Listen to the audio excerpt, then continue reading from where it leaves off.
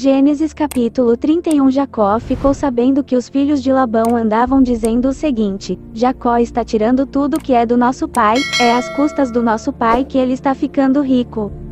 Jacó também notou que Labão já não se mostrava tão amigo como antes, então o Senhor Deus disse a Jacó: volte para a terra dos seus pais, onde estão os seus parentes, eu estarei com você.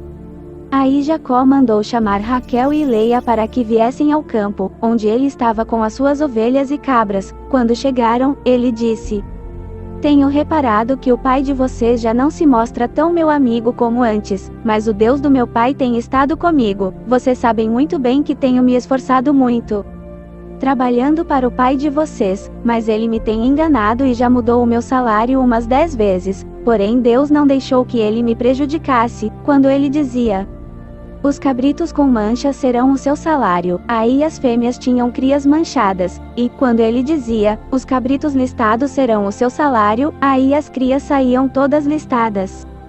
Foi assim que Deus tirou os rebanhos do pai de vocês e os deu a mim. Um dia, quando os animais estavam no tempo do cruzamento, eu tive um sonho.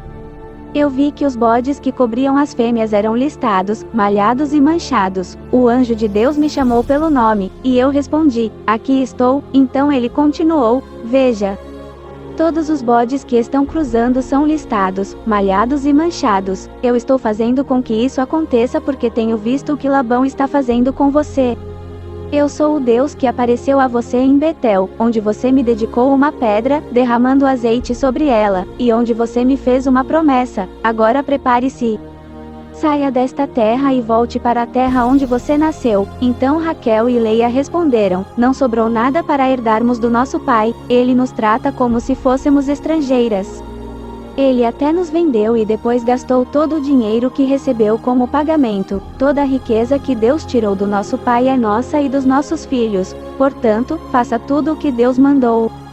Jacó se preparou para voltar a Canaã, onde morava Isaque, o seu pai, fez com que os seus filhos e as suas mulheres montassem os camelos, ajuntou tudo o que tinha e partiu, levando todos os animais que havia conseguido com o seu trabalho na Mesopotâmia. Labão, o pai de Raquel, havia ido para outro lugar a fim de cortar a lã das suas ovelhas, e, enquanto ele estava fora, Raquel roubou as imagens dos deuses da casa dele. Foi assim que Jacó, sem avisar que ia embora, enganou Labão, o arameu, fugindo com tudo o que tinha.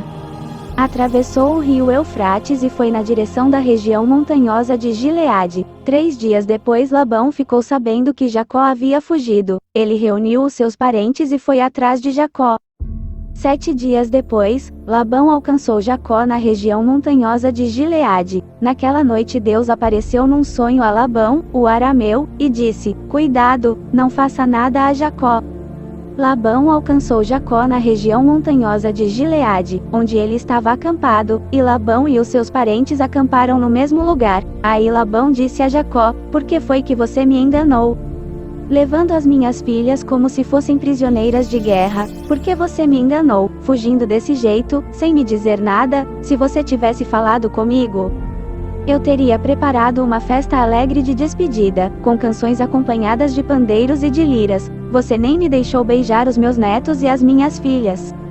O que você fez foi coisa de gente sem juízo. Eu poderia ter feito muito mal a vocês, mas na noite passada o Deus do seu pai me disse assim: cuidado, não faça nada a Jacó.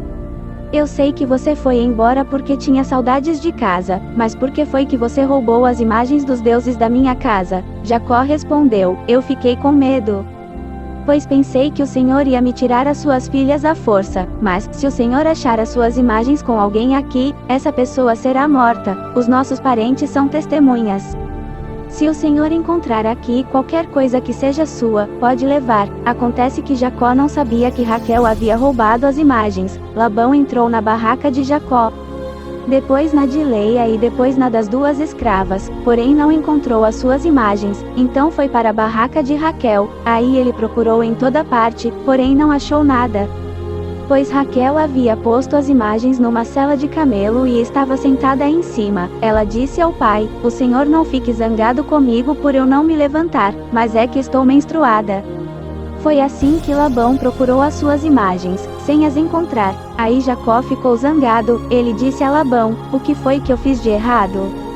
Qual foi a lei que eu quebrei para o Senhor me perseguir com tanta raiva? Agora que mexeu em todas as minhas coisas, será que encontrou alguns objetos que são seus? Pois ponha esses objetos aqui, na frente dos meus parentes e dos seus, para que eles julguem qual de nós dois está com a razão, durante os 20 anos que trabalhei para o Senhor. As suas ovelhas e as suas cabras nunca tiveram abortos, e eu não comi um só carneiro do seu rebanho, nunca lhe trouxe os animais que as feras mataram, mas eu mesmo pagava o prejuízo. O Senhor me cobrava qualquer animal que fosse roubado de dia ou de noite. A minha vida era assim: de dia o calor me castigava, e de noite eu morria de frio. E quantas noites eu passei sem dormir? Fiquei 20 anos na sua casa, trabalhei 14 anos para conseguir as suas 2 filhas e 6 anos para conseguir os seus animais. E, ainda por cima, o Senhor mudou o meu salário umas 10 vezes.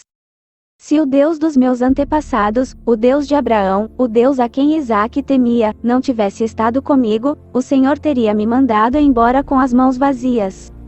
Mas Deus viu o meu sofrimento e o trabalho que tive e ontem à noite ele resolveu a questão. Labão respondeu a Jacó assim: estas filhas são minhas, os netos são meus, estes animais são meus.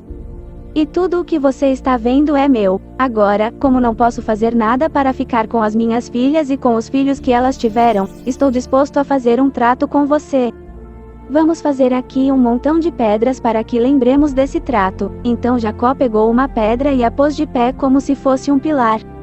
Depois disse aos seus parentes que a juntassem e amontoassem pedras. Eles fizeram um montão de pedras e depois tomaram uma refeição ali do lado dele. Labão pôs naquele lugar o nome de Jegar-Saaduta.